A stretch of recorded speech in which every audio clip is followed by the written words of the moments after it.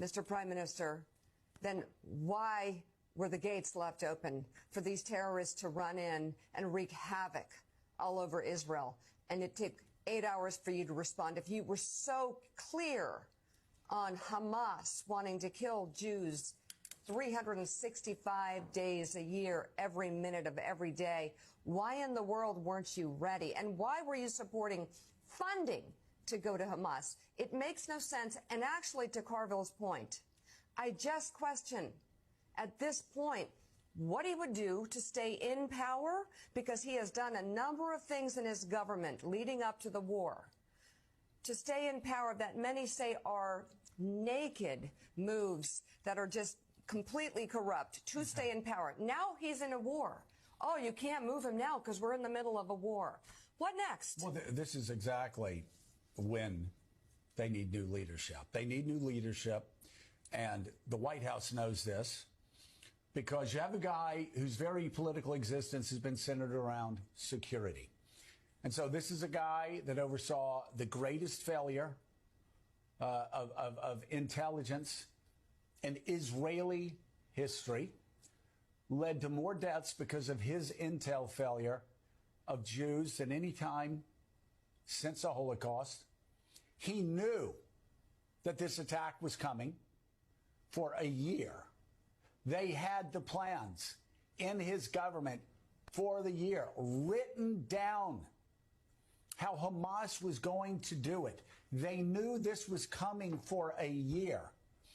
And not only did they do nothing, they had a meeting in Doha, Netanyahu's people, in Doha in September, less than a month before these attacks took place. And the Qataris asked Netanyahu's government, does Netanyahu still want us to send money to Hamas?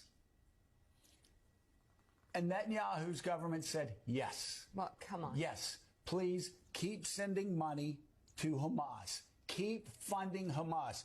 The Israelis, the Netanyahu government, had been in on Doha funding Hamas. You know, we sit back and we're like, oh, my God, what in the world is Qatar doing? They're supposed to be our ally. And then we find out in the New York Times 2 days ago that actually it's Netanyahu who's telling Hamas to keep funding Hamas. Israel to keep funding Hamas. Israel to keep funding Hamas. And by the way, we still haven't gotten an answer from anybody in the government on why, after 9/11, it took 3 minutes for our first responders to get there. After a school shooting in Nebraska, it took 3 minutes to lock the school down, 5 minutes for the cops to have the place surrounded, 10 minutes to shut down the entire town. And that's the story across America. There is no answer. They have no answer. They have no, and this whole thing, I will worry about that. No, this is what we keep getting told. A guy that was so incompetent that he allowed the worst killing of Jews since the Holocaust. He knew the attack was coming for a year and did nothing about it. He told Qatar to send hundreds of millions of dollars to Hamas weeks before the attack. And then when the attack came, he didn't do a damn thing for 8 hours while women were getting raped, while concert goers were getting butchered, while old women were being taken hostage. Live on Facebook? While young boys were seeing their parents shot dead. And this is Netanyahu's government. Richard Haas, this whole security argument doesn't work.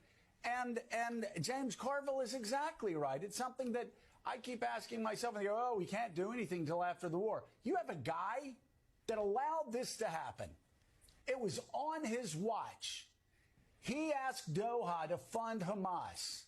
His government waited 8 hours to go down and answer the calls of women being raped and children being gunned down. And he's saying, oh, well, we got to get through the war. No, he's incompetent. And the Israelis don't even like him. They want him out. The question is, when are they going to get the guy responsible for the worst killing of Jews since the Holocaust out and bring in responsible leadership that the United States can work with.